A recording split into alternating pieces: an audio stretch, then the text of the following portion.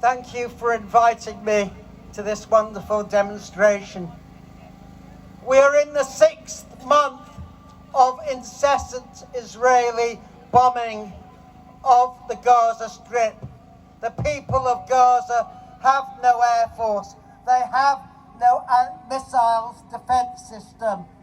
And yet Sunak, Biden, Genocide Joe, and all the rest of them continue to supply Israel with the weapons of war, at the same time as wringing their hands about the death of now over 30,000 people. We are seeing for the first time ever in history a live recorded genocide as it's happening on our television screens and in the internet. Yes. And I have to say, for our rulers to continue to supply those weapons on the pretext, because it is a pretext, that it is about Hamas. When you bomb every university, every hospital, you shoot patients, you torture doctors, you do all the things that involve destruction of a civilization, then that is not about Hamas. That is about ethnic cleansing and nothing more. Yes! Shame!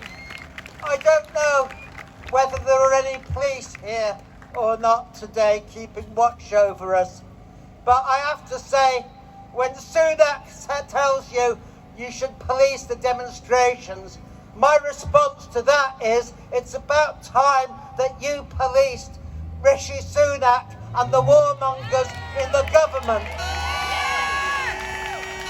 There is in this land a law, it's called the International Criminal Courts Act of 2001, and sections 52 and 53 make the commission of a war crime in this country or abroad by a British national or resident a crime.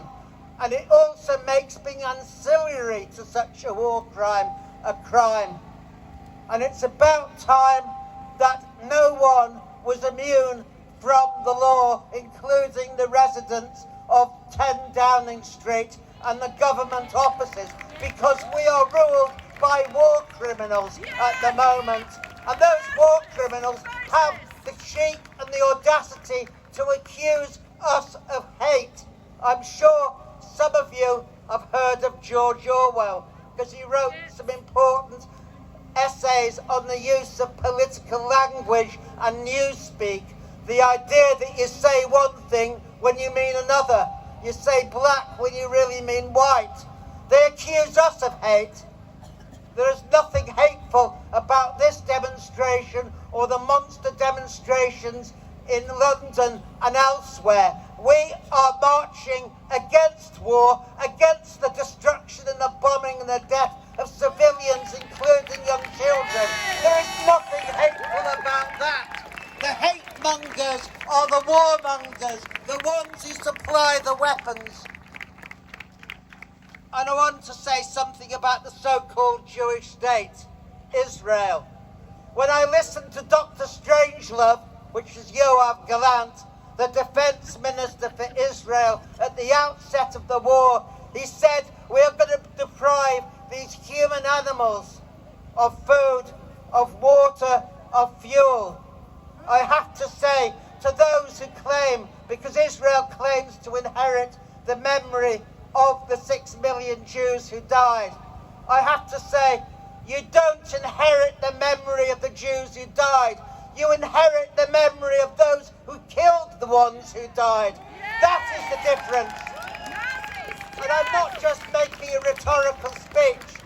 The term human animals was used by Heinrich Himmler, the head of the SS, which perpetrated the final solution, when in October the 4th, 1943, addressing his own senior SS generals, he described the Jews of Eastern Europe as human animals.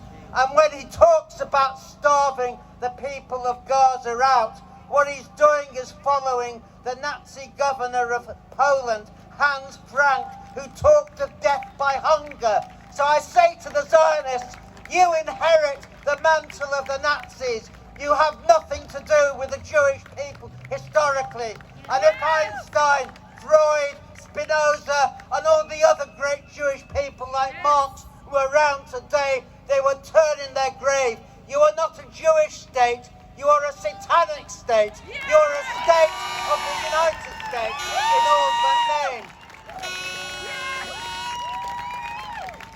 And when Rishi Sunak and Suella Braverman confesses to be worried about the rise of anti-Semitism and the rise of hate, coming from Braverman, someone who dreamed of sending refugees and asylum seekers to Rwanda, that is a bit rich. If any woman symbolised hate, it is Suella Braverman and all those who surround her. What they are doing is projecting their own particularly nasty makeups onto us, and we won't have it because we know who are the hate mongers. We know who divides and rule. It is them. It is not us. Now I have one or two other things to say.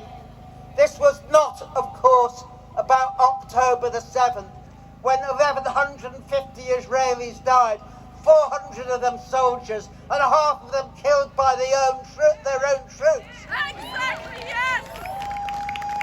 They're trying to weaponise all sorts of myths and fables, such that it was a rape orgy and so on. But they're not getting away with it. But Sunak did not have it in him, and no Tory politician or Starmer has it in them to say anything about the 30,000+ civilians who've died in Gaza. The racism of them shines out above all and anything else. As Ronnie said, Zionism is a form of racism because it's based on the idea that you colonise someone else's land and exclude that people from it. And I have to say, it's a great shame that Stand Up to Racism is including the most genocidal supporters of what is happening in Gaza today amongst the ranks of its supporters. If you stand up to racism, you cannot include racists in your ranks. You cannot march with racists. And my message to Stand Up to Racism and the Socialist Workers' Party is that you should put clear red water between you and Glasgow Friends of Israel and all the other Zionists that you have been marching with. They are not your friends, and of course they are not our friends. But let us also be clear that even though there is a terrible slaughter in Gaza, there is also a resistance to them, and there has been heavy casualties amongst the Israeli military who've gone in, including rebellions. Now, I'm not a supporter of Hamas politically, but what I do say is I give full support to any resistance to the Israeli military, wherever it comes from. We stand on the side of the oppressed and not the oppressor. So thank you very much for inviting me here, and we will continue to victory, whatever the price. Thank you, comrades.